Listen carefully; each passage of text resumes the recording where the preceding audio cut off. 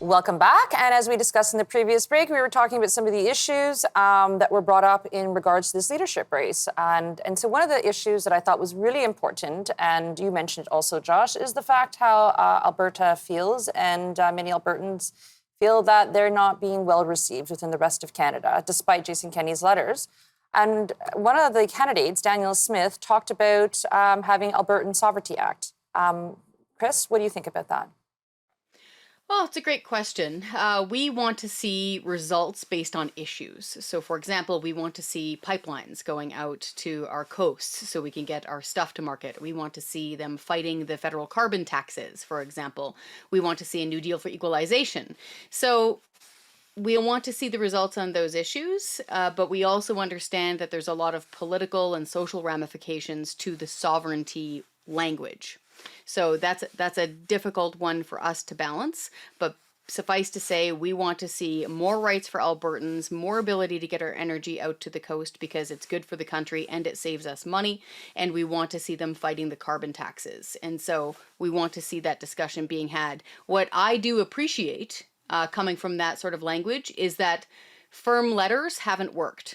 We've been writing firm letters to Ottawa now for decades. So if they need to turn up the heat, then that's just fine with us. So perhaps using strong language like that may cause others within Canada, especially the federal government, to say, hey, we don't really want another Quebec situation.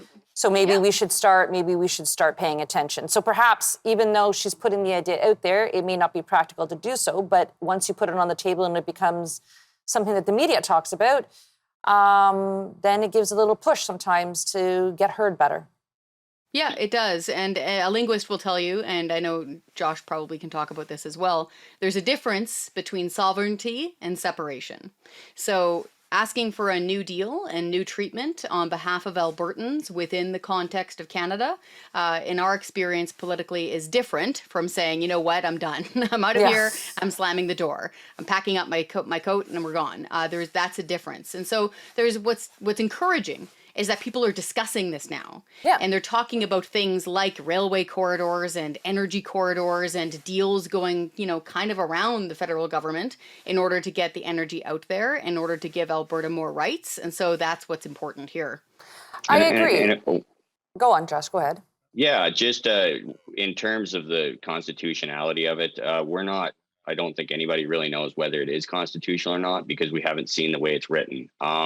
I think really the impetus for why the Sovereignty Act's become a central point of this campaign is a lot of it is around the Supreme Court ruling on the Alberta Court of Appeals ruling on the Bill C-48, which is the Impact Assessment Act, otherwise known as the No More Pipelines Act.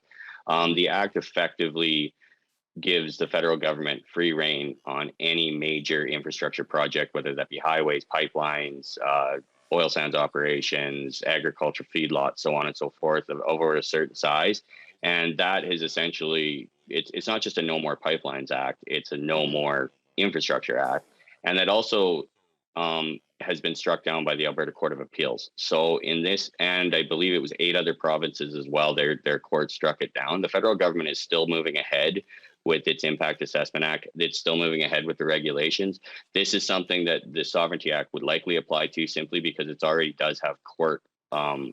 It has essentially the law has been struck down by the Court of Alberta Appeals, and it hasn't yet gone to the Supreme Court. So in the meantime, it would be an opportunity for us to get some projects moving. And that's just one example. I believe as long as it's framed in the sense that we have court backing for a lot of these decisions, I think it changes the conversation dramatically. And I think a lot of this is just overreaction. It could be, but as I mentioned earlier, what happens in Alberta affects the rest of Canada, and most importantly, it can set the new course of what our discussions are. And so, for me, what I think the major issue is for people who stem from Ontario, and of course, major of your conversation is talking about the pipelines going east. Now, for many people, it's in a tagline: pipelines are bad, they're not good. But as I always tell people, I'm like, but what's the alternative? Getting dirty gas from a different country? So long as it's not in our backyard. And so I think there's that contention that's kind of happening with Albertans and with the rest of Canada, because many people look at Alberta as saying you just want it because you want to make yourself rich and you don't want to give us the rest of the benefits. And so what I do think is at hand, and I haven't heard it yet from many of the leadership candidates, is how to bridge. How to bridge, yes, I hear Alberta sovereignty, but how do we bridge it? And I want to talk about that in our next segment, so we'll be right back when we take our break.